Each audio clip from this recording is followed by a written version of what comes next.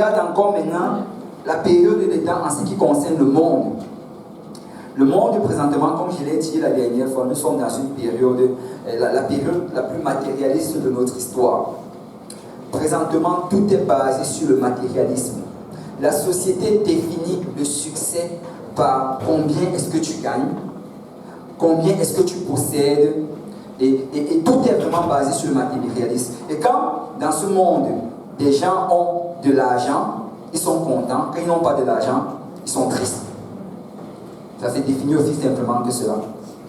Et la dernière fois, j'avais commencé à parler de cela, et j'avais parlé de cette parabole dont le Seigneur a raconté dans le livre de Luc, chapitre 12. Et dans cette parabole, on voit comment le Seigneur nous définit c'est quoi l'avarice. Et on avait vu que l'avarice, c'est quoi? L'avarice, c'est vouloir encore plus. On en a déjà, mais on veut encore plus et encore plus. Eh bien, le Seigneur m'a mis à cœur de finir ce qu'on avait commencé la dernière fois. Parce que si tu regardes vraiment le chapitre de Luc, chapitre 12, du verset 13 jusqu'au verset 48, tu réalises qu'en fait le Seigneur reste sur ce même sujet-là. Mais il apporte deux points importants. Et la dernière fois, on avait parlé du premier point. Si on peut tous aller dans le livre de Luc, Luc chapitre 12, si on peut se lever pour la lecture de la parole de Dieu.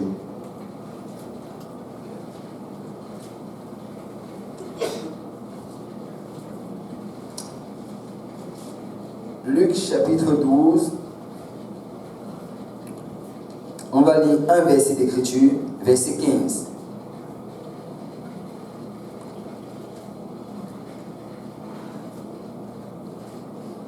Puis il leur dit, gardez-vous avec soin de toute avarice, car la vie d'un homme ne dépend pas de ses biens, fût-il dans l'abondance. Je vais le relire. Puis il leur dit, gardez-vous avec soin de toute avarice, car la vie d'un homme ne dépend pas de ses biens, fût-il dans l'abondance. En fait, ça c'est ce que on avait lu la dernière fois, et c'était sur ce dont on avait parlé. Mais aujourd'hui, on va voir la deuxième partie de cela. Et la deuxième partie, c'est toujours dans le chapitre 12 du livre de Luc. Et c'est du verset 41 au verset 48. La Bible dit ceci. Pierre lui dit, Seigneur, est-ce à nous ou à tous que tu adresses cette parabole? Et le Seigneur dit, quel est donc l'économe fidèle et prudent que le maître établira sur ses gens pour leur donner la nourriture au temps convenable? Heureux ce serviteur que son maître à son arrivée trouvera faisant ainsi. Je vous le dis en vérité, il établira sur tous ses biens. Mais si ce serviteur dit en lui-même, mon maître tarde à venir, s'il se met à battre les serviteurs et les servantes, à manger, à boire et à s'enivrer, le maître de ce serviteur viendra le jour où il ne s'y attend pas et à l'heure où il ne connaît pas, et il le mettra en pièces et lui donnera sa part avec les infidèles. Le serviteur qui, ayant connu la volonté de son maître, n'a rien préparé et n'a pas agi selon sa volonté, sera battu d'un grand nombre de coups. Mais celui qui, ne l'ayant pas connu, a fait des choses dignes de châtiment, sera battu de peu de coups. On demandera beaucoup à celui à qui on a beaucoup donné, et on exigera davantage à celui à qui l'on a confié. On a beaucoup confié. Amen. On va aller vers le Seigneur en prière. Seigneur Dieu Tout-Puissant, merci Seigneur pour ton amour et pour ta grâce. Merci pour ta présence que nous pouvons ressentir en ce lieu. Seigneur, tu es bon, Papa, et ta bonté dure à toujours, Seigneur. Seigneur, nous te rendons grâce, Seigneur, pour toutes tes merveilles dans notre vie, Papa. Parce que, Seigneur, sûrement, tu as été bon avec nous, Papa. Et nous pouvons compter, Seigneur. Nous ne pouvons même pas compter, Seigneur, tous les bienfaits, Seigneur, que tu fais pour nous, Papa. Mais nous venons, Seigneur, en ce moment, Papa, pour te remettre ce moment alors que nous allons, Seigneur, rentrer dans l'étude de ta parole. Je prie, Seigneur, afin que tu oignes le prédicateur, Papa, afin qu'il apporte cette parole telle que tu l'as enseignée à tes apôtres, à tes disciples, que tu oignes toute l'assemblée, afin que nous puissions la recevoir, la mettre en pratique dans notre vie, et qu'elle porte des fruits qui vont nous mener jusqu'à la vie éternelle. C'est avec action de grâce que nous t'avons prié. Si l'assemblée peut dire au nom de Jésus. Au nom de Jésus. Amen. Vous pouvez battre vos mains pour le Seigneur et vous pouvez vous asseoir. Ok. Donc il y a vraiment deux parties dans ce chapitre. Et la première partie, comme on a dit, c'est ce qu'on avait lu la dernière fois. Et juste pour ceux qui n'étaient pas là, ou bien pour ceux qui étaient même, on va juste faire un rappel rapide. Le Seigneur Jésus est en train de parler des choses spirituelles. Il est en train de parler de persécution. Il est en train de parler de comment l'Esprit allait les aider dans leur persécution, lors de la persécution. Mais alors qu'il parle de cela, la Bible nous dit au verset 13 que quelqu'un dit à Jésus du milieu de la foule, Maître, dis à mon frère de partager avec moi notre héritage. Tu vois, on dit que quelqu'un, on ne mentionne même pas le nom. Et on n'a même pas dit que c'était un disciple du Seigneur. Souvent, quand un disciple pose la question, on dit un disciple du Seigneur. Mais ici, on n'a même pas mentionné. Donc, ça veut dire que ce n'était pas probablement un disciple du Seigneur. Il faisait partie de la grande foule qui était venue.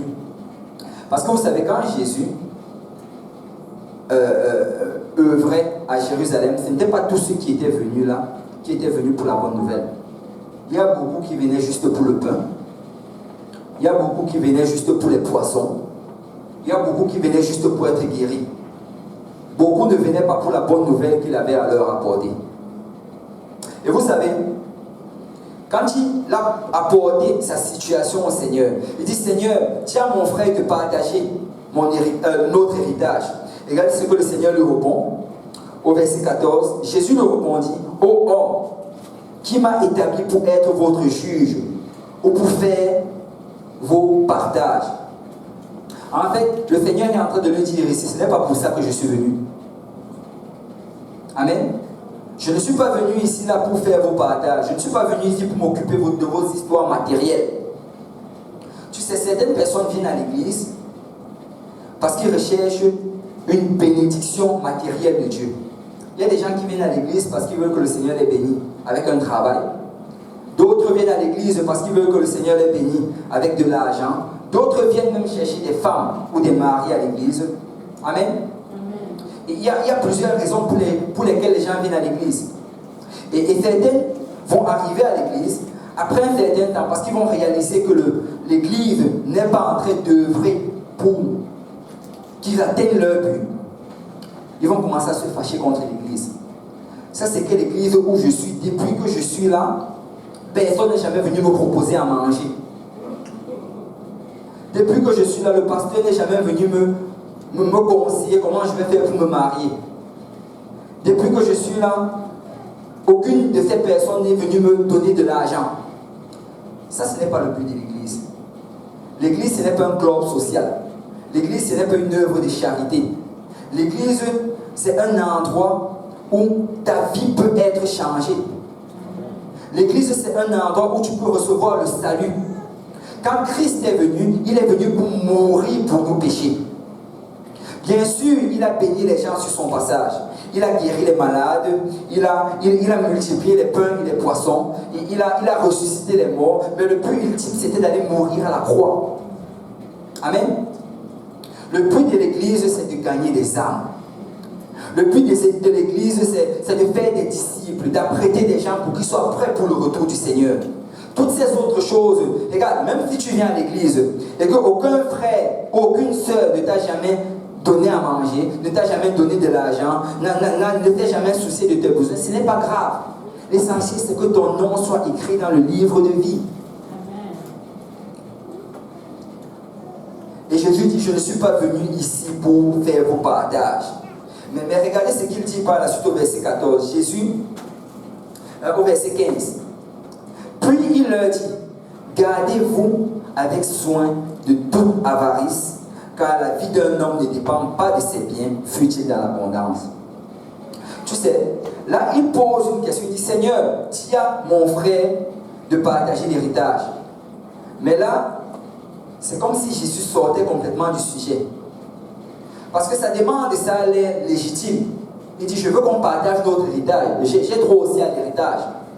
Mais le Seigneur sort complètement de là et il commence à parler de l'avarice. Et regardez, pour démontrer ce dont il est en train de parler, il raconte cette parabole. On l'a lu la dernière fois, mais je vais encore la relire. Et il leur dit cette parabole. Les terres d'un homme riche avaient beaucoup rapporté.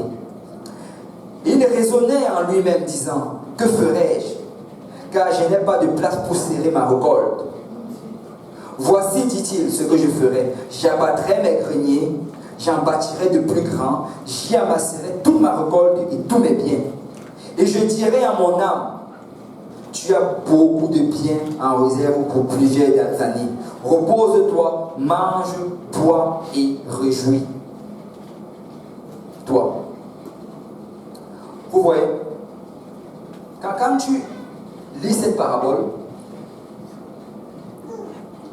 ça semble des choses légitimes, ça semble des choses nobles. On nous dit que c'était un homme riche. Et cette année-là, il était béni. Et vous savez, il était béni par Dieu en passant.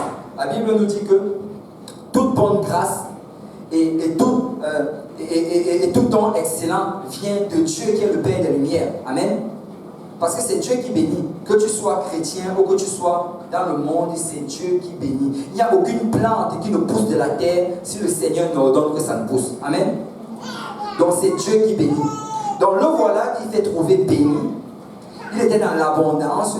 Et là, qu'est-ce qu'il décide de faire? Il regarde son grenier. Il dit, je n'ai pas assez de place dans le grenier. Ce que je vais faire, je vais casser ce grenier. Je vais bâtir un plus grand grenier. Et comme ça va pouvoir emmagasiner tout ce que j'ai eu comme récolte. Et il dit qu'après avoir fait cela, je vais dire à mon âme, tu as bien fait. Maintenant, assieds-toi, mange, réjouis-toi. Regarde, quand tu vois cela, c'est quelque chose de légitime. Je me dis, ce sont ses biens qu'il a reçus, c'est son grenier qu'il casse, il produit un travail, il récolte du fruit. Mais tu sais, la Bible nous dit ici que le Seigneur appelle cela de l'avarice. Le Seigneur appelle cela de l'avarice parce que le Seigneur est capable de discerner les cœurs. Il est capable de nous voir, chacun d'entre nous, où nous sommes, et savoir c'est quoi l'intention de notre cœur. Il y a certaines choses que nous faisons et ça semble bon, ça semble en fait légitime. Mais le Seigneur peut regarder s'il te dit que c'est de l'avarice. Et je vais m'expliquer. Regardez ceci. Par la suite, on nous dit au verset 20, mais Dieu lui dit, insensé, cette nuit même ton âme te sera redemandée, et ce que tu as préparé, pour qui sera-t-il? Il en sera ainsi de celui qui amasse des trésors pour lui-même et qui n'est pas riche pour Dieu. En fait, pourquoi est-ce que ça c'était de l'avarice? C'était de l'avarice parce que cet homme, il avait été béni de Dieu, il a reçu en abondance, mais ce qu'il a reçu de Dieu, il a décidé de garder ça pour lui-même. Il n'a pas utilisé ça pour le royaume de Dieu. En fait, la Bible dit qu'il est en train d'amasser pour bâtir son propre royaume. Tu sais, quand Dieu nous bénit, ce n'est pas pour qu'on bâtisse notre propre royaume. Quand Dieu nous bénit, c'est pour qu'on bâtisse son royaume. Si Dieu te donne une augmentation à ton travail, c'est pour que tu bâtisses son royaume. Si Dieu te donne la joie, il te donne la paix, c'est pour que tu bâtisses son royaume. Tu sais, tout ce que tu reçois aujourd'hui, c'est pour bâtir le royaume de Dieu. Ne garde pas ça et commence à utiliser ça pour toi-même. Tu sais, souvent on veut juste regarder du côté monétaire, mais on peut regarder dans tous les domaines. Regarde, la santé que tu as aujourd'hui, n'utilise pas cette santé-là juste pour t'enrichir. Le temps que tu as aujourd'hui, n'utilise pas ce temps-là juste pour t'enrichir, pour te divertir. Utilise ce temps-là pour te rapprocher de Dieu. Il faut que tu t'assures que chaque jour, tu as du temps que tu consacres à l'Éternel. Il faut que tu t'assures que chaque jour, ton énergie, il y a une grande partie qui va à l'Éternel. Il faut que tu t'assures que chaque jour, que tu donnes à l'Éternel ce qui lui est dû. Parce que si le Seigneur te bénit et que tu décides d'utiliser ça uniquement pour bâtir ton royaume, ben, le Seigneur regarde ça et il dit que c'est de l'avarice. C'est de l'avarice. Et regardez bien, le Seigneur lui dit ici au verset 15, gardez-vous avec soin de toute avarice. Si tu regardes la signification du mot gardez-vous ici, en fait ça a vraiment deux parties. Il y a la première partie qui est regarde, observe. il y a la deuxième partie qui est protège-toi. Qui dit gardez-vous avec soin, ça veut dire en fait qu'il faut que tu observes. Il faut que tu commences à regarder ta journée. Il faut que tu commences à regarder comment est-ce que tu passes ton temps. Comment est-ce que tu dépenses ton énergie. Et que tu puisses observer et tu discernes s'il n'y a pas de l'avarice là-dedans. Il faut que tu regardes si pendant toute la journée tu n'es pas en train de passer plus de temps à bâtir ton propre royaume qu'à bâtir le royaume de Dieu. Il faut que tu regardes si tu ne passes pas plus de temps à chercher ton confort personnel ou à chercher à l'avancement du royaume de Dieu. Gardez-vous de toute avarice. Les sentiments peuvent être nobles. Les ambitions peuvent être nobles. Mais si tu passes plus de temps sur toi-même que sur Dieu, c'est de l'avarice. Regardez, c'est sûr, on en a parlé la dernière fois. Et on a vu que cet homme riche-là, qu'est-ce qu'il a fait? C'est que la première des choses, c'est qu'il a fait des projets. Il a commencé à dire, ok, ce que je vais faire, je vais briser mon grenier. Je vais construire quelque chose de plus grand. Ensuite, en fait, il a établi un plan. Comment est-ce qu'il allait faire cette chose? Et la deuxième chose qu'il a fait, c'est qu'il a investi. Il a investi de son temps, il a investi de son énergie, il a investi de son argent. Parce qu'il ne suffit pas tout simplement d'avoir des projets, il faut aussi investir. Pour servir le Seigneur, ça prend que tu t'investisses. Il y a un investissement personnel. Et l'investissement, ça va te coûter.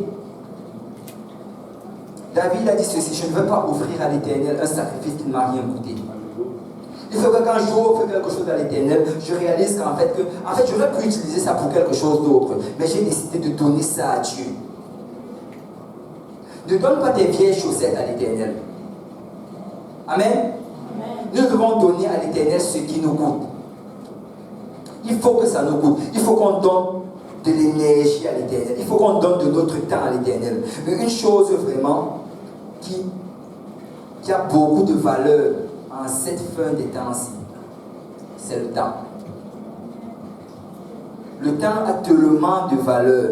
Je ne sais pas si quelqu'un réalise à quel point on n'a plus du temps.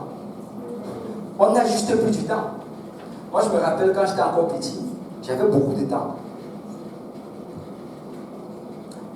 Je pouvais rester juste comme ça toute une journée et voir le temps passer. Là, il n'y a juste plus de temps. Tu regardes, tu vois, il est 8 heures. Après, tu regardes 5 minutes après, il est 9 heures. Il n'y a juste plus de temps. Mais aujourd'hui, ce que le Seigneur va te demander, c'est ton temps. Il va te demander ton temps. Et si tu veux offrir un sacrifice agréable à Dieu, tu vas devoir donner ton temps. Tu vas devoir trouver un moment dans la journée que tu vas consacrer à l'Éternel. Il faut que tu investisses ton temps. Amen. Et je ne sais pas pour vous, mais je suis décidé que je vais investir dans le royaume du Seigneur. Je vais investir tout ce que j'ai dans le royaume du Seigneur. Je vais investir mon temps, mon énergie. Je vais investir mon argent. Je vais investir tout ce qui peut être investi. Amen. Nous devons nous investir. Et par la suite, le Seigneur a parlé de ceci. Si on peut regarder le verset 22. Il dit, Jésus dit ensuite à ses disciples, c'est pourquoi je vous dis, ne vous inquiétez pas pour votre vie, de ce que vous mangerez, ni pour votre corps, de ce que vous serez vêtus. Regardez ceci, on dit qu'au départ, il parlait d'abord, et il parlait à l'homme qui a posé la question, et en même temps, il parlait à toute la foule qui était là. Mais là, maintenant, il se tourne vers ses disciples, il parle précisément à ses disciples ici. Il leur dit de ne pas s'inquiéter pour leur vie. Tu sais, le mot inquiéter, si tu regardes la signification en grec, le mot grec, en fait, ça fait référence un peu au mot de la météo. Quand on parle d'inquiéter ici, c'est comme si tu étais la météo, comme si tu changeais, comme si tu étais secoué par tout ce qui s'en venait. S'il y a des nuages, ben, ça va être la pluie. S'il y a le soleil, ça va être les éclats du soleil. Et en fait, tu es secoué par les situations qui viennent dans ta vie. Avant ça, je vais d'abord dire à quelqu'un aujourd'hui, le Seigneur est bon. Amen. Le Seigneur est bon. Vous savez, la bonté de Dieu, ça n'a rien à voir avec ta situation. Que tu sois dans l'abondance ou bien dans le besoin, le Seigneur est bon. Ne définis pas la bonté du Seigneur en fonction de ta situation. Parce que laisse-moi te dire que même dans la pire des situations dans laquelle tu te trouves, Dieu reste bon pareil. Même dans la maladie, Dieu est bon. Même dans le besoin, Dieu est bon. Quelle que soit ta situation, Dieu est bon. Parce que nous sommes limités par ce que nous voyons, mais Dieu voit dans le futur. Dieu voit des choses que tu ne vois même pas. Peut-être tu espères que ça aurait dû être de cette manière, mais juste accepte la manière que Dieu fait la chose. Parce que si le fait de cette manière-là, c'est la meilleure manière pour toi. Parce que Dieu est bon. Amen. Si quelqu'un peut juste te dire, Dieu est bon. Dieu est bon. Dieu est bon. Dieu est bon. La bonté de Dieu n'est pas définie par nos circonstances. Dieu est juste bon. Et ici, regarde, le Seigneur ici, il associe, il fait un lien entre les disciples et l'inquiétude. Et le lien en fait qu'il y a entre les disciples et l'inquiétude, c'est quoi? C'est l'avarice. En fait, qu'est-ce que le Seigneur est en train de dire ici? Il a d'abord parlé d'avarice, il a d'abord parlé de cette société-là, où les gens allaient vouloir plus, encore plus, des biens matériels, de l'argent, de l'abondance, encore plus et encore plus. Et là maintenant, directement après, il dit à ses disciples, ne vous inquiétez de rien. Le Seigneur est en train de dire ici, que si tu es un disciple du Seigneur, si tu essayes et tu persévères à chercher à servir Dieu, si tu permets à l'avarice de commencer à agir dans ta vie, très rapidement, tu vas commencer à devenir inquiet. Très vite, tu vas t'inquiéter. L'inquiétude d'un enfant de Dieu, c'est parce que l'avarice est en train d'essayer d'entrer dans sa vie. Regardez, je vais m'expliquer. Le monde est avare. Ça c'est, on n'a même pas besoin j'en avais parlé la dernière fois. Présentement, nous sommes dans une société la plus avare qu'on n'ait jamais eue. Le monde est avare, le monde veut plus. Mais toi, étant chrétien, si tu commences à regarder dans la direction du monde et tu commences à te comparer avec les gens du monde, très rapidement, tu vas commencer à désirer les mêmes choses qu'ils désirent. Tu vas commencer à vouloir t'habiller comme eux. Tu vas commencer à vouloir te comporter comme eux, aller dans les mêmes endroits qu'eux, parler comme eux, faire comme eux. Mais après un certain moment, parce que dans ton cœur, tu décides tellement servir le Seigneur, tu vas faire face à un mur. Tu vas faire face au mur de la parole de Dieu. Parce que la parole de Dieu t'interdit de faire certaines choses. La parole de Dieu t'interdit de participer dans certaines activités. Regarde, le monde, s'il veut s'enrichir, il peut embarquer dans n'importe quoi. Il peut faire le faux, il peut vendre la drogue, il peut faire toutes ces choses-là. Mais toi, enfant de Dieu, tu ne peux pas t'embarquer dans ces choses-là. Et à cause du mur qui va se présenter devant toi, et tu auras l'impression que tu ne peux pas atteindre les gens du monde, très rapidement, tu vas commencer à t'inquiéter. Tu vas commencer à les regarder et tu vas regarder ta situation, tu vas te demander, Seigneur, où est-ce que je vais? Seigneur, est-ce que je vais pouvoir m'en sortir? Seigneur, comment est-ce que je vais faire pour arriver? Seigneur, je ne suis même pas capable d'agir comme les autres. Comment je vais faire pour atteindre cela? Comment je vais faire pour m'enrichir? Comment je vais faire pour avoir plus de biens? Comment je vais faire pour atteindre cela? Pourquoi? Parce que la parole de Dieu, face à l'avarice, va amener dans ta vie l'inquiétude. Et c'est pourquoi le Seigneur dit ici, ne vous inquiétez de rien. Et tu sais ce qu'il fait, c'est qu'il commence à prendre des exemples. Et là, il utilise d'abord le corbeau. Il dit, considérez les corbeaux. Il dit, les corbeaux, ils ne travaillent pas. Est-ce qu'il y a des gens ici qui ont déjà vu un corbeau travailler? Les corbeaux ne travaillent pas. Il dit, tout ce qu'ils font, ils volent, il se promène. Mais malgré cela, le Seigneur les nourrit pareil. Amen. Moi, je n'ai jamais vu un corbeau affamé. Je ne sais pas pour vous. Mais les corbeaux, le Seigneur les nourrit pareil. Et qu'est-ce qu'il est en train de dire ici? C'est que nous, les chrétiens, peu importe la situation dans laquelle on se trouve, regarde, je ne suis pas en train de dire ici que nous ne devons pas travailler. Parce que la Bible dit que celui qui ne travaille pas ne mange pas non plus. Amen. Nous devons travailler, nous sommes appelés à travailler, nous devons manger à la suite de notre fond. Mais ce que je dis ici, c'est que même si tu cherches le travail, et qu'après avoir cherché et cherché, tu ne trouves pas le travail, le Seigneur va te nourrir pareil. Amen. Même si tu as des besoins quelconques, tu as besoin de guérison, et que tu n'as pas de quoi aller à l'hôpital, le Seigneur va pourvoir quand même. Parce que notre Dieu pourvoit pour nous. Regardez ceci, je vais vous raconter rapidement ce témoignage. Bon, certains d'entre vous connaissez un peu ma situation. Moi et ma femme, en fait, on avait un problème avec... mais ce n'était pas vraiment un problème, c'était un retard du côté de l'immigration. Parce qu'on devait recevoir, en fait, un papier de l'immigration qui devait faire à ce qu'on allait aller prendre la carte de la rancune. Et on attendait cela, mais ça traînait. C'était en fait des choses qui avant duraient moins d'1 an, mais à cause des situations économiques et politiques ces dernières années, le retard maintenant, ça durait plus de 2 ans. Donc, pendant environ 1 an et demi, 2 ans, ma femme n'avait pas de rancune. Mais c'est en ce moment-là que le Seigneur a décidé de nous bénir.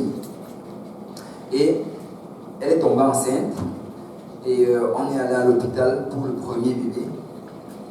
Et quand on allait, c'était difficile parce qu'il n'y avait pas de carte. Et vous savez, quand tu vas ici pour trouver le médecin, d'abord c'est difficile. Pour avoir un médecin qui va te faire le suivi, c'est très difficile. Mais en plus de ça, si tu n'as pas la rancune, ça devient encore plus difficile. Donc on a cherché, on ne réussissait pas à en trouver. Et finalement on a dit, Seigneur, c'est entre tes mains. On ne peut rien y faire. Et là, alors qu'on attendait un de ces jours, une société là, l'a appelé. Et la société a dit, écoutez, ce qu'on peut faire, c'est qu'on peut vous aider quand même à faire le suivi pour l'enfant. Et vous pouvez venir et on va juste vous faire quelques petits tests de base. On va vérifier l'urine, on va vérifier le sang et ceci, cela.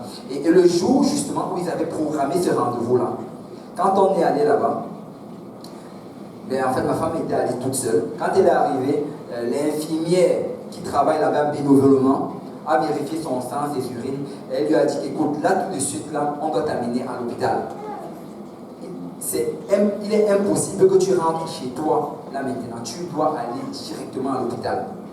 Et là, par la suite, moi, je suis revenu, je l'ai pris, et on est allé à l'hôpital. Et quand on est allé à l'hôpital, ils ont fait les tests, ils ont regardé, ils lui ont dit qu'en fait, elle avait la prééclampsie. La prééclampsie, en fait, je ne sais pas si certains le savent ici, mais c'est comme la cause numéro 1 des décès des femmes enceintes. Et comment est-ce que ça se produit? C'est qu'on ne sait pas vraiment d'où ça vient, on ne sait même pas comment prévenir cela. C'est juste qu'à un certain moment, ton corps réagit face à la grossesse et ta tension monte, et après tu as des convulsions, et après tu as une hémorragie dans le cerveau, et après tu meurs, et l'enfant meurt aussi. Mais le médecin nous a dit ce jour-là, qu'écoutez, là, elle était vraiment à terme. Et dès qu'on l'a pris à l'hôpital ce jour-là, directement mis supervision, et on l'a amené en 5 jours, elle a accouché de l'enfant. Mais le médecin nous a dit que si on avait attendu, ne serait-ce que quelques jours, étant chez nous, ça aurait été sûrement la catastrophe. Mais laissez-moi vous dire qu'on a un Dieu qui veille sur nous. Nous avons un Dieu qui nous protège, qui nous garde. Nous avons un Dieu qui nous veille à chacun de nos pas. Nous avons un Dieu qui nous sommeille, qui nous dort. Et quelle que soit notre situation, laisse-moi te dire que même si tu n'as pas les moyens d'aller à l'hôpital, le Seigneur va te guérir. Même si tu n'as pas les moyens de te nourrir, le Seigneur va pourvoir à tes besoins. Même si tu ne te sens pas assez intelligent ou assez sage, le Seigneur va te donner l'intelligence. Parce que nous avons un Dieu. Nous avons un Dieu. Nous ne sommes pas abandonnés. Et vous savez, à cause de cela, en fait, les hôpitaux nous refusaient parce qu'ils nous disaient que pour pouvoir t'enregistrer quand tu n'as pas la rancune, il faut que tu fasses un dépôt de 10 000 $. Bon, moi je n'ai pas 10 000 $. Donc, ce n'était pas par manque c'était pas par manque de volonté. Je n'avais pas. Donc, on ne s'était pas enregistré. Mais ce jour-là, ils ont fait l'accouchement gratuitement. Parce que l'on se retrouvait là et le serment d'Hippocrate dit que quand vous avez une situation, vous les guérissez. Amen. Et Dieu a payé pour ça. Amen. Le Seigneur a payé pour ça. Parce que nous avons un Dieu qui veille pour nous. Nous avons un Dieu qui nous protège et qui nous garde. Et vous savez, comme si cela n'était pas assez, on se disait que tout est correct. Alléluia. Tout va super bien. On est sorti victorieux. Je ne sais pas s'il y a des gens qui ont déjà eu ce sentiment-là. Que tu sors d'une situation, tu es enthousiasmé. Tu as eu la victoire au nom de Jésus. Après cela, quelques temps après, le Seigneur nous a encore bénis. Ma femme a encore tombé enceinte. Et on a appelé l'immigration. L'immigration nous a dit que vous allez recevoir la rancune en février 2016. Le Seigneur est bon. Le Seigneur est merveilleux. Et là, on est retourné encore dans la même situation. Et là, on retourne à l'hôpital. Et chaque fois qu'on arrivait à l'hôpital, en fait, la secrétaire, parce que regardez comment ça se produit. Quand vous n'avez pas la rancune, je sais que la plupart d'entre vous ici, vous l'avez, donc c'est mieux que je vous explique vraiment comment ça se passe. Quand vous n'avez pas la rancune, quand vous arrivez à l'hôpital, la première des choses qu'on vous fait, vous allez d'abord voir le cabinet du médecin. Et quand vous y arrivez, on va vous donner un papier pour que vous descendiez en bas. Et quand vous allez descendre en bas au guichet, il va falloir que vous fassiez 2 paiements. Il y a un paiement pour l'hôpital et vous devez faire ce paiement chaque fois que vous entrez à l'hôpital. Et ça, c'est dans les 116 $. Il y a un deuxième paiement maintenant que vous devez faire pour le médecin. Et souvent, c'est 175 $, souvent, c'est 75 $. Donc ça, c'est ce que tu dois payer chaque fois que tu arrives, sans compter les examens, s'il y en a. Et là, chaque fois qu'on arrivait à l'hôpital, on nous faisait descendre en bas. Et quand on descendait, on arrivait devant le guichet. La première chose que la personne qui était au guichet faisait, vous avez une dette de tel à l'hôpital. Comment est-ce que vous pouvez devoir En fait, la dette dont je parle, c'est ce qui s'était produit avec l'ancien accouchement. Vous devez d'abord payer cela. On va prendre l'argent. Et là, on crie. Mais plusieurs fois, on est allé, parce qu'on devait faire un suivi quotidien, parce que la première fois, elle avait une préclampsie, donc on devait faire vraiment un suivi quotidien. Donc, là, chaque fois, il y avait toujours quelque chose qui se passait et le Seigneur nous bénissait. Il y a plusieurs fois que le médecin nous a dit qu'on n'a pas besoin de payer. Il y a plusieurs fois que le médecin nous a dit qu'on n'a même pas besoin de descendre en bas. Le Seigneur nous bénissait. Parce que le Seigneur est fidèle. Nous avons un Dieu fidèle. Il va veiller sur ses enfants. Mais vous savez, à un certain moment, on est arrivé à une situation où l'hôpital nous a dit, écoutez, ça en est assez. Chaque fois, on voit le montant que vous devez et on vous laisse passer. Mais là, c'est fini. On vous a accordé assez de grâce. Là, si vous ne faites pas un dépôt de 10 000 $, plus toute la dette que vous deviez dans le passé, ne mettez plus les pieds ici. Vous savez, c'est dans des situations comme ça, quand tu te trouves face à un mur, que le Seigneur n'a juste plus le choix d'agir. Parce que quand ça s'est produit, on est monté, on a présenté la situation au médecin. Et quand le médecin a vu ça, le zèle du Seigneur est tombé sur lui. Il a commencé à rédiger les papiers et il a commencé à faire tout un dossier. Et il nous a même donné son numéro de téléphone portable personnel. Et il a dit, écoutez, n'importe quoi, présentez-vous ici. Vous n'avez même pas besoin de passer par le bas. Venez juste me voir, on va régler cela. Et il a écrit un papier qu'il a envoyé à l'immigration. Et laissez-moi vous dire que le papier arrivait à l'immigration. Et les choses qu'il refusait depuis des semaines et des semaines, depuis des mois et des mois de faire, en 2 jours, il nous a envoyé la rancune.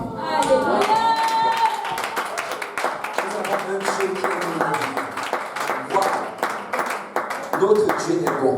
Dieu va veiller sur nous. Dieu va pourvoir à nos besoins. Vous savez, nous ne sommes pas un peuple abandonné. Nous ne sommes pas un peuple délaissé. Dieu veille sur nous. Nous avons un Dieu. Ne te compare pas aux gens du monde. Les gens qui ne servent pas Dieu, ils s'appuient sur leur propre force. Mais nous, on s'appuie sur l'Éternel des armées. Nous, on s'appuie sur le roi des rois. On s'appuie sur celui qui détient tout pouvoir, tout honneur et toute autorité. Les hôpitaux de ce monde appartiennent à l'Éternel.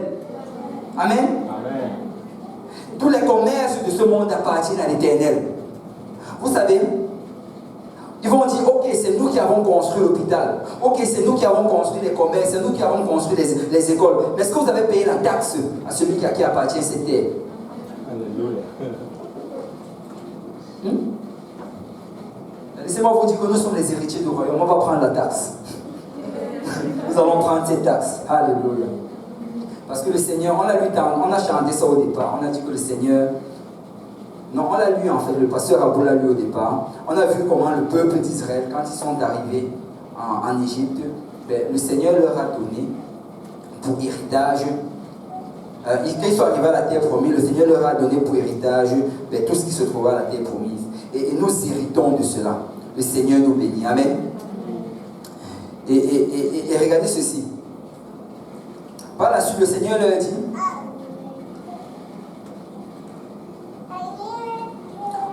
le Seigneur leur dit par la suite, car, ça c'est le verset 32, toutes ces choses, ce sont les païens du monde qui les recherchent. Votre Père sait que vous en avez besoin. Et toutes ces choses vous seront données par... Il dit, cherchez plutôt le royaume de Dieu et toutes ces choses vous seront données par-dessus. En fait, nous, notre responsabilité, c'est juste de chercher le royaume de Dieu. Notre responsabilité, c'est d'investir dans le royaume de Dieu. De nous assurer que notre vie est en règle avec le Seigneur. De nous assurer que nous passons assez de temps dans la prière. Nous passons assez de temps dans la lecture de la parole de Dieu. Nous passons assez de temps en communion et en intimité avec Dieu. Ne te soucie pas de ce que tu vas manger. Ne te soucie pas de ton avenir. Ton avenir est entre les mains de l'Éternel. Dieu tient ton avenir entre ses mains. Et regardez, il dit même ceci par la suite. Il dit, est-ce que l'un d'entre vous, par votre inquiétude, vous avez pu, ne serait-ce qu'ajouter 1 minute dans votre durée de vie? Tu sais, peu importe la quantité d'inquiétude que tu peux avoir, ça ne va rien changer dans ta situation. En fait, l'inquiétude va plutôt te faire passer un temps misérable. Ça ne va pas rallonger ta durée de vie, mais la durée de vie que le Seigneur a assignée, ça va être misérable parce que tu vas passer ton temps à t'inquiéter. Moi, j'ai décidé de mettre l'inquiétude de côté. J'ai décidé de juste porter l'inquiétude et de m'accrocher au Seigneur. Regarde, David, tu sais si, mon âme, pourquoi t'as battu, oh mon âme? Mets ta confiance à l'Éternel. Mets ta confiance en l'Éternel. Parce que nous avons un Dieu. Nous avons un Dieu. Et au verset 32, au verset 34, la Bible dit, ne crains point, petit troupeau, car votre Père a trouvé bon de vous donner le royaume. Tu sais, il dit ici que peut-être tu as l'impression que ta situation est petite. Peut-être que tu te sens petit face à tout ce monde. Peut-être que tu te sens petit face à tout ce que tu traverses. Mais ne crains rien, petit troupeau, parce que ton Père a trouvé bon de te donner le royaume. Il dit, vendez ce que vous possédez et donnez-le en aumône. Faites-vous des bourses qui ne s'usent point, un trésor inépuisable dans les cieux, où le voleur n'approche point, où la terre ne détruit point. Tu sais, les choses que tu investis dans le royaume aujourd'hui, ça rentre dans ton compte spirituel dans les cieux. Chaque bonne œuvre que tu fais pour le nom du Seigneur, ça rentre dans ton compte spirituel. Quand tu vas monter au ciel à la fin des temps, tu seras riche. Tu seras extrêmement riche. Parce que chaque chose, le Seigneur le compte. Peut-être tu regardes certaines choses et tu as l'impression que ça n'a aucune valeur. Mais laisse-moi te dire que chacune des choses que le Seigneur te demande de faire, ça a de la valeur. Et enrichit ton compte spirituel. Et regardez Dieu au verset 34, car là où est votre trésor, là aussi sera votre cœur. En fait,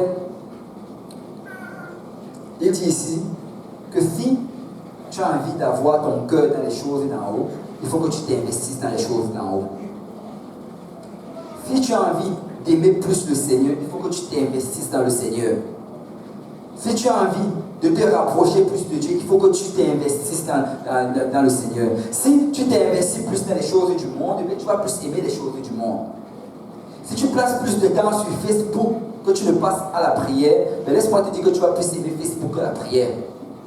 Amen. Si tu passes plus de temps au téléphone que tu ne passes à lire la parole de Dieu, tu vas plus aimer ton téléphone. Et le problème avec cela, c'est que quand tu commences à passer du temps dans quelque chose, beaucoup de temps dans quelque chose, cette chose-là devient une idole dans ta vie. Ça devient une idole.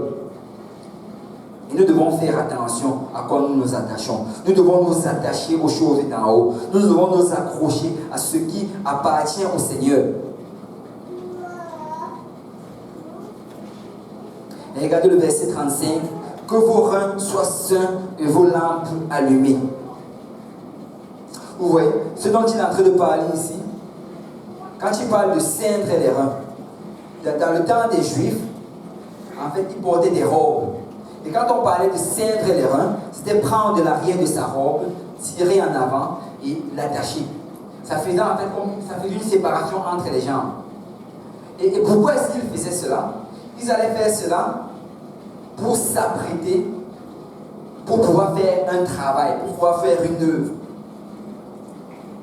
Et le Seigneur leur dit ici que vos reins soient sains. Ça veut dire que vous devez être prêt à faire l'œuvre du Seigneur. Vous devez être prêt à vous investir dans le Seigneur. Il dit que vos lampes soient allumées. Vous devez être prêt à agir. Vous devez même être prêt à partir. Parce que nous ne sommes pas appelés à rester éternellement sur cette terre. Le Seigneur revient bientôt. Allô? Le Seigneur revient bientôt. Nous sommes à la porte. Et ce n'est pas le moment de dormir. Ce n'est pas le moment de s'assoupir, mais c'est le moment de servir le Seigneur. C'est le moment de prier comme jamais on a prié avant. C'est le moment de lire la parole comme jamais on a lu avant. C'est vraiment le moment de s'accrocher à Dieu.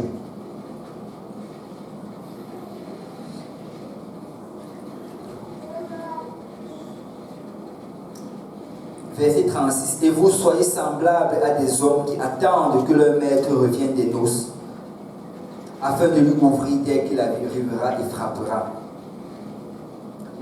Heureux ces serviteurs que le maître à son arrivée trouvera veillant.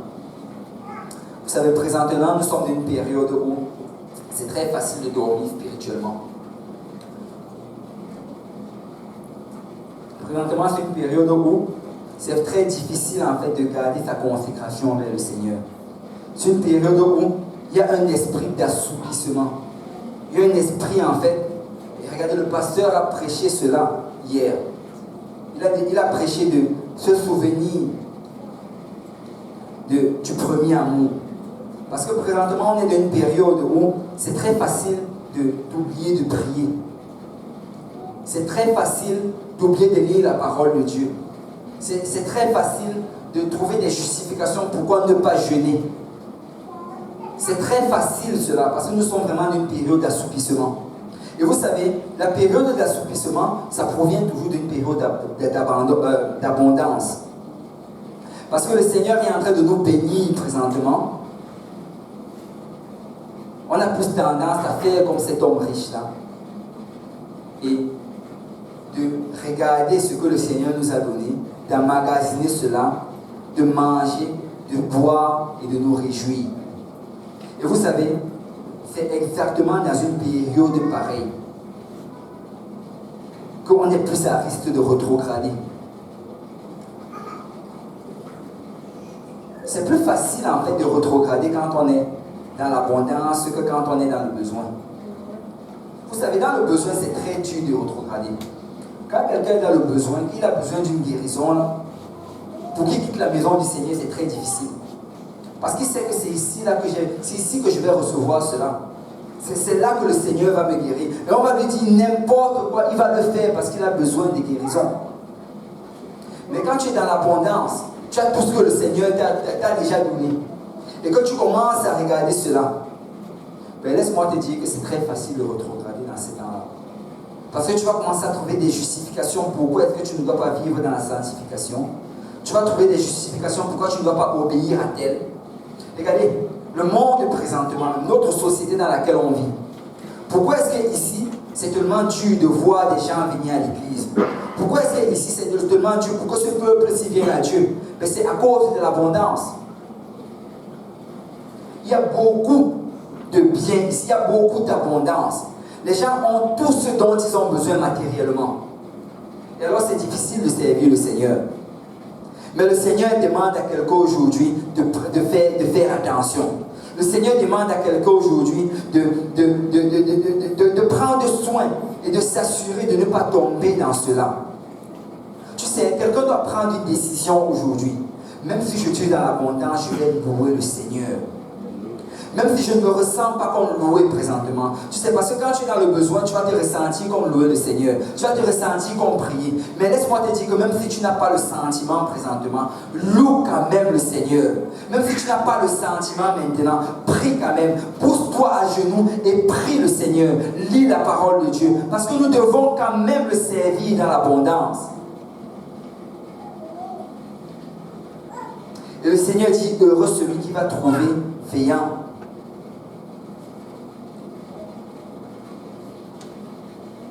Parce qu'il va revenir, comme le verset 40 nous dit, à l'heure où on ne va pas y penser.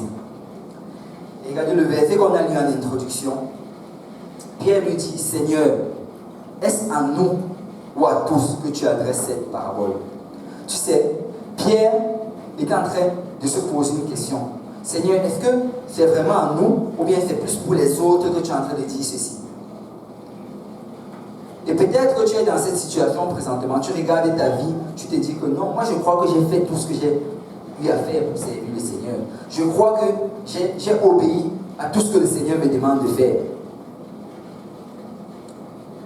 Mais là, le Seigneur parle encore à Pierre ici par une parabole. Il lui dit, quel est donc l'économe fidèle et prudent que le maître établira sur ses gens pour leur donner la nourriture au temps convenable? Tu sais, le mot économe ici, si on devait traduire cela en notre français d'aujourd'hui, c'est un gérant. C'est comme un gérant de magasin.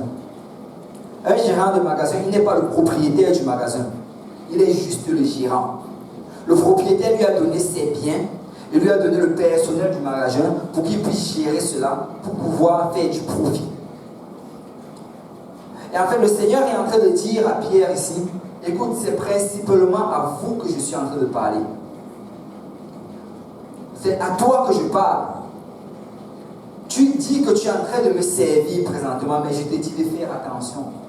Parce que l'avarice peut se saisir de ta vie d'une manière très subtile sans que tu t'en rendes compte. Tu peux tomber dans l'avarice et ne même pas savoir que tu es profondément dedans. Et tu dois faire attention. Et regarde ce qu'il dit ici. Il dit, tu as été établi pour donner la nourriture au temps convenable. Le Seigneur, quand il t'a appelé, il t'a donné un esprit missionnaire. Le Saint-Esprit, c'est un esprit missionnaire. Il a dit, vous allez recevoir mon esprit et vous serez mes témoins. Quand tu reçois l'Esprit de Dieu, c'est pour être un témoin. C'est pour témoigner à quelqu'un de ce que l'Esprit de Dieu a fait et de ce qu'il peut faire dans la vie de cette personne. Quand tu reçois l'Esprit de Dieu, c'est pour donner la nourriture, la parole de Dieu. Il faut que tu partages la parole de Dieu. Mais il dit ceci. Heureux ce serviteur que son maître, à son arrivée, trouvera faisant ainsi. Tu sais, nous ne devons pas arrêter de prêcher la parole de Dieu. Nous ne devons pas arrêter de témoigner. Nous ne devons pas arrêter de raconter les bienfaits et la bonté du Seigneur. Nous ne devons pas arrêter d'évangéliser. Nous ne devons pas arrêter de lire la parole de Dieu. Parce que nous sommes appelés à faire cela. Peu importe la tentation du monde. Peu importe cet esprit d'avarice qui veut nous éloigner de notre consécration. Nous devons garder notre consécration. Nous devons nous accrocher à Dieu. Et peu importe ce que le monde peut faire, nous allons servir le Seigneur. Nous allons servir le Seigneur.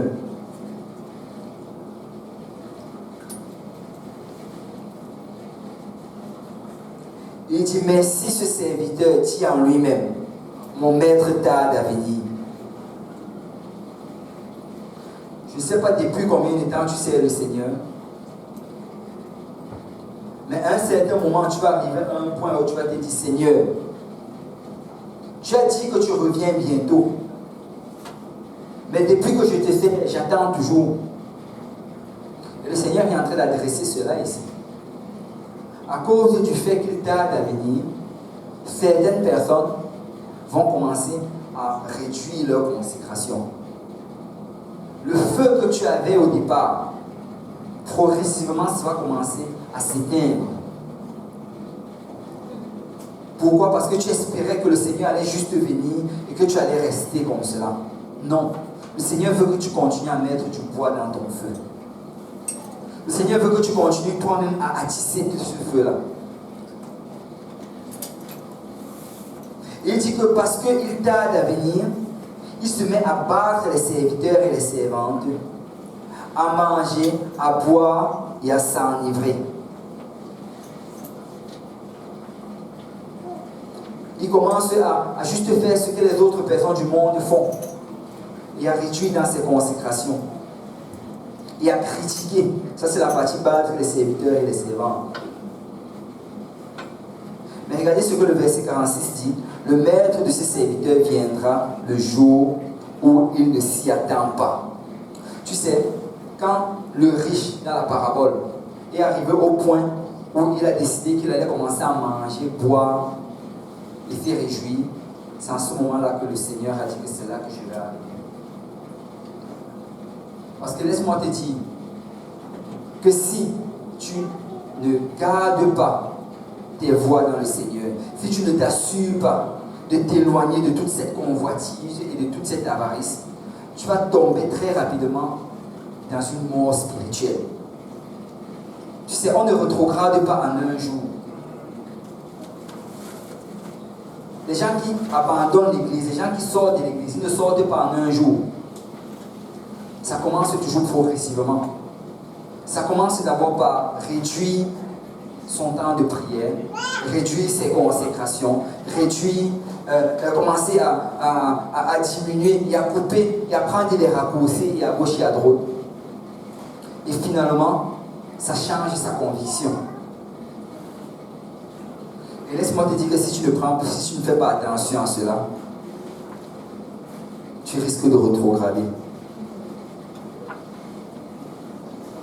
Mais là, il finit en disant, le serviteur qui, ayant connu la volonté de son maître, n'en a rien préparé et n'a pas agi selon sa volonté, sera battu d'un grand nombre de coups. Mais celui qui, ne l'ayant pas connu, a fait des choses dignes de châtiment, sera battu de peu de coups. On demandera beaucoup à qui l'on a beaucoup donné, et on exigera davantage à celui à qui l'on a beaucoup confié. Tu sais, le Seigneur dit ici que tu as reçu énormément du Seigneur. Tu as reçu en abondance, aussi bien les biens matériels, tu as reçu la santé, tu as reçu, regardez, nous sommes tellement bénis en ce qui concerne la parole. On nous prêche la parole chaque jour. Chaque jour, il y a un endroit dans cette ville où tu peux aller et la parole te sera prêchée. Amen. Nous sommes extrêmement bénis en ce qui concerne la connaissance de la parole et les abondances matérielles. Mais le Seigneur va te demander aussi beaucoup. Le Seigneur va te demander beaucoup parce que tu as beaucoup reçu.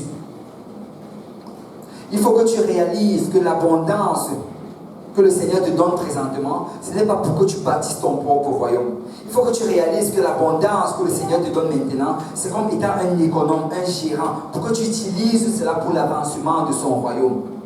Et tu dois rester sur tes gardes. Et tu dois t'assurer de toujours être prêt, parce que le Seigneur revient bientôt.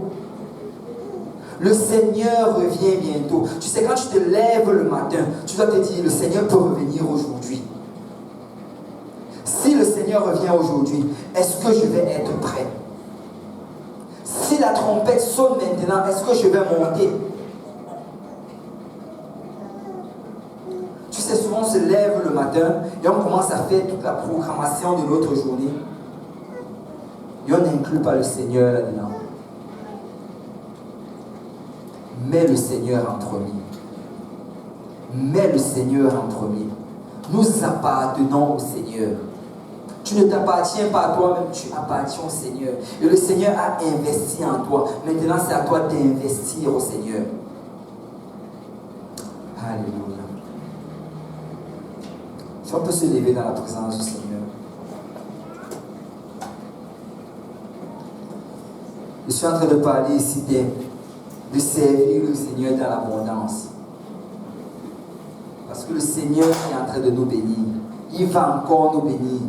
Mais il faut que dans toutes ces bénédictions, nous nous rappelons de le garder en premier. Et tu sais, tu peux être ici aujourd'hui et peut-être tu te poses la question, Seigneur, qu'est-ce que tu attends de moi? Comment est-ce que ce message s'applique à moi? Laisse-moi premièrement te dire que si tu n'as pas encore obéi à l'évangile, la manière comment ça s'applique en toi, c'est que tu dois obéir à l'évangile. L'évangile, c'est la mort, l'ensevelissement et la résurrection de Jésus-Christ. Tu sais, quand il est venu, comme j'ai dit tantôt, le but du Seigneur, quand il est venu sur cette terre, c'était de mourir pour nos péchés. Il est venu, il a passé 33 ans sur cette terre. Dieu manifesté en chair. Il est allé à la croix. Il était crucifié. Il était enseveli. Et 3 jours après, il a ressuscité. Et à travers ce sacrifice qu'il a fait, il nous a ouvert la porte grande du royaume des cieux. Et il dit aujourd'hui que ceux qui entendent sa voix n'endurcissent pas leur cœur. Et si aujourd'hui tu veux entrer dans ce royaume, la manière en fait que tu dois faire, c'est que tu dois t'identifier à chacun des pas que le Seigneur a fait. La première des choses qu'il a fait, c'est qu'il est mort. Et tu dois mourir dans tes péchés. Et c'est ça qu'on appelle la repentance. La repentance, c'est premièrement une tristesse. Tu dois réaliser que les péchés que tu as commis étaient en désobéissance à la parole de Dieu. Et ça a fait mal à Dieu, la manière que tu vivais. Et tu dois demander au Seigneur pardon pour tes péchés. La deuxième chose, c'est que tu dois prendre un engagement. L'engagement de faire tout ce qui est dans ton possible. De vivre selon la parole de Dieu. Et c'est ça la repentance. La deuxième des choses, c'est que tu dois te faire baptiser au nom de Jésus pour le pardon de tes péchés. Et nous avons de l'eau chaude ici. Et le baptême, en fait, c'est pour symboliser l'ensevelissement du Christ. Tu es mort en Christ par ta repentance. Mais il faut maintenant que tu te fasses ensevelir comme Christ était enseveli. Paul nous dit, dans le livre de Corinthiens, que nous avons été ensevelis avec Christ par le moyen de sa mort.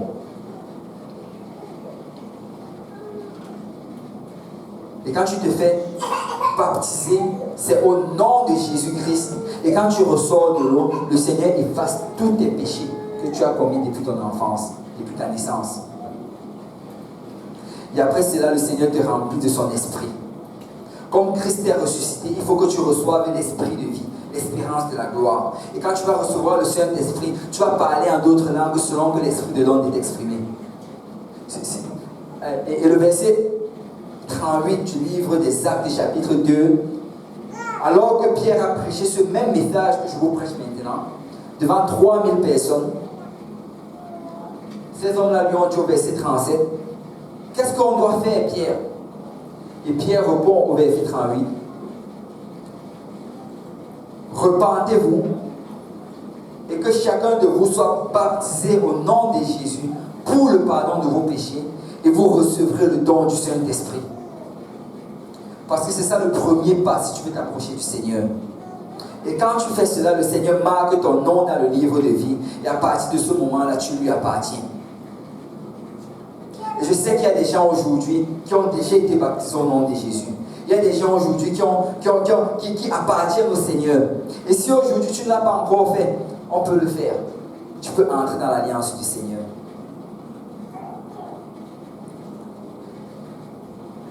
Mais si tu as déjà fait cela, le Seigneur veut t'appeler aujourd'hui à ce que tu renouvelles ton engagement. Le Seigneur veut que tu t'appelles aujourd'hui à à te remettre à l'endroit que tu étais dans les premiers jours. À cet endroit-là où tu avais des engagements, tu avais de la consécration et que tu respectais ton engagement avec le Seigneur. Et vous savez quoi? Ce qu'on va faire maintenant, c'est qu'on va prendre le temps de prier.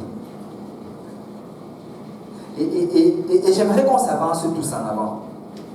Les garçons à ma gauche et les filles à ma droite. Et nous allons renouveler notre engagement avec le Seigneur. Si tu n'as pas été fidèle dans la prière, renouvelle ton engagement à prier le Seigneur. Si tu n'as pas été fidèle dans la lecture de la parole de Dieu, renouvelle ton engagement à lire la parole de Dieu. Si tu n'as pas été fidèle dans l'évangélisation, dans le service que tu apportes pour le royaume de Dieu, renouvelle encore cet engagement aujourd'hui. Tu sais, je veux juste que tu prennes d'abord quelques minutes et que tu penses à toi-même. Que tu penses au manquement, ce qui s'est produit cette semaine. À comment tu t'es éloigné de la volonté du Seigneur. Et je veux que tu apportes ça devant le trône de Dieu. Et que tu te répands d'abord de cela. Tu demandes au Seigneur pardon. Et après avoir demandé au Seigneur pardon, je veux que tu prennes un engagement devant lui. Et que par sa grâce, tu puisses arriver à atteindre ce qu'il t'appelle à faire. Alléluia.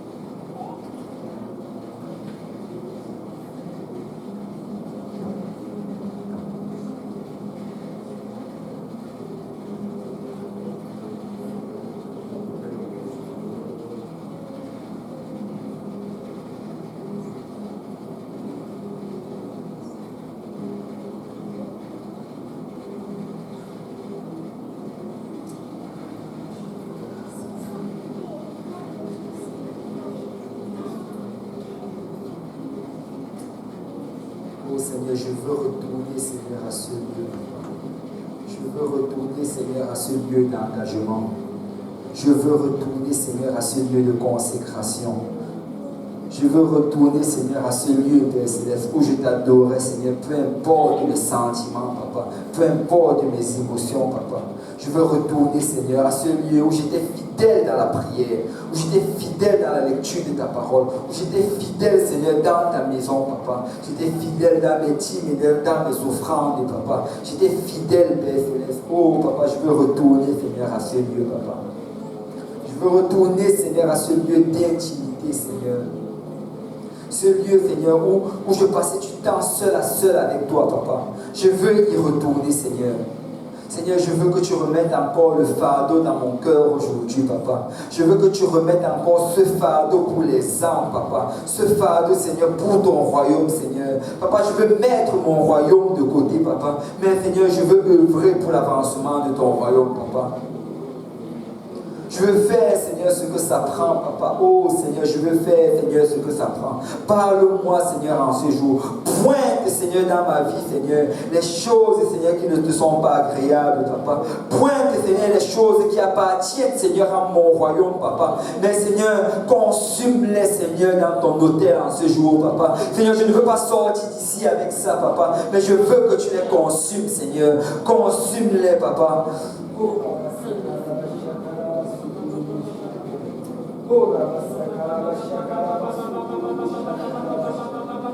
Parle à ton Dieu, parle à ton Dieu, parle à ton Sauveur. Il est ici pour te sauver. Il est ici pour remettre le compteur à zéro. Il est ici pour reprendre tout à l'endroit où il t'avait mis. Peut-être que tu t'es égaré, mais il est celui qui retrouve la brebis égarée. Peut-être que tu t'es confondu dans tes pas, mais il est celui qui va te ramener dans la bonne voie. Juste parle au Seigneur.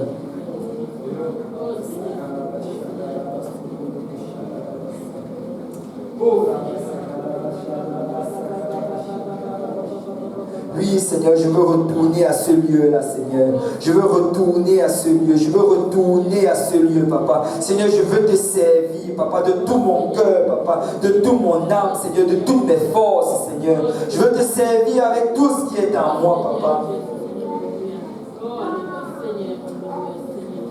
Je veux être fidèle, Seigneur. Je veux être trouvé fidèle, Papa. Que Seigneur, toute forme d'avarice, Papa, toute forme de convoitise, Seigneur, soit consumée de ma vie. Au nom de Jésus-Christ, que toute forme d'idolâtrie soit consumée de ma vie. Au nom de Jésus, je vais être prêt pour ton retour, Papa. Je vais être prêt, Seigneur, alors que la trompette va sonner, Seigneur. Je veux monter, Seigneur, avec ton église, Papa. Seigneur, étends tes mains, Seigneur, sur ton serviteur, Papa. Étends tes mains, Seigneur, sur ta servante, Papa, parce que je veux être prêt, Seigneur.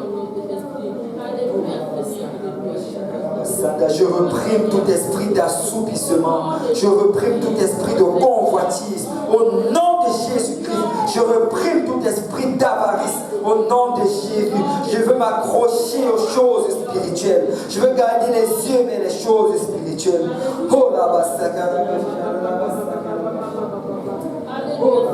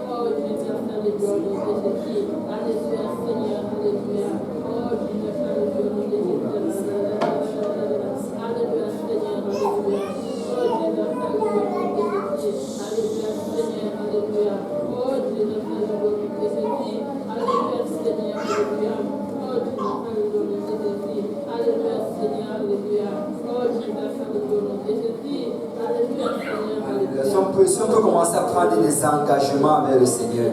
Si tu peux parler au Seigneur, Seigneur, je prends des engagements. Seigneur, je vais avoir mon intimité chaque jour avec toi, Seigneur. Seigneur, je prends des engagements, Papa. Peu importe, Seigneur, les obstacles, peu importe, Seigneur, les situations, peu importe mes sentiments, je prends des engagements en ce jour, Seigneur. Et je sais que par ta grâce, Seigneur, cela est possible. Je sais que par ta puissance, Seigneur, cela est possible. Je prends des engagements en ce jour, Papa, à m'accrocher à toi, Seigneur, et à faire tout ce que ça prend, Seigneur, pour, Seigneur, t'être agréable, Papa. Seigneur, je prends des engagements. Tu sais, parle au Seigneur dans ta situation. Parle au Seigneur par rapport à ce que tu combattais cette semaine, à ce que tu combattais ces derniers jours. Parle-lui. Tu sais, alors que tu parles, le Seigneur va te rencontrer au lieu de ta foi. Il va te donner le pouvoir et la puissance de pouvoir atteindre cela. Parle au Seigneur par la foi. Oh là, Seigneur, je prends des engagements de te prier chaque jour. Seigneur, je prends des engagements de lire au moins 3 chapitres de ta parole chaque jour. Seigneur, je prends des engagements ce jour, Papa. Je prends des engagements de passer 1 heure au moins chaque jour avec toi. Oui, Seigneur, je prends des engagements. Je ne veux pas laisser l'abondance, Seigneur, me distraire. Je ne veux pas laisser même le besoin, Seigneur, m'éloigner de toi. Mais je prends des engagements parce que je ne marche pas selon mes émotions. émotions, mais je marche, Seigneur, selon ta parole, Papa. Je ne marche pas, Seigneur, selon mon raisonnement, mais je marche, Seigneur, selon ta parole, Papa. Alors je prends ces engagements, Seigneur, et je sais que ce n'est pas par ma force, Seigneur. Je sais que ce n'est pas par ma puissance, Seigneur, mais je sais que je vais y arriver par ton esprit, Papa. Oh la bassa,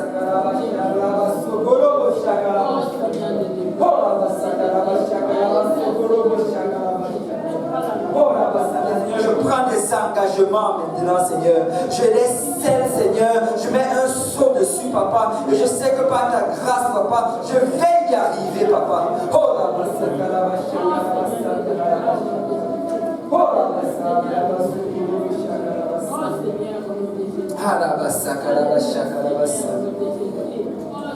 Oui, Seigneur, je vais bâtir ton royaume, Papa. Oui, Seigneur, je vais bâtir, Seigneur, ton royaume, Papa. Oh, je vais m'accrocher, Seigneur, à toi, Papa. Et je vais bâtir ton royaume. Oh, la basaka, la bashaka, la bassa.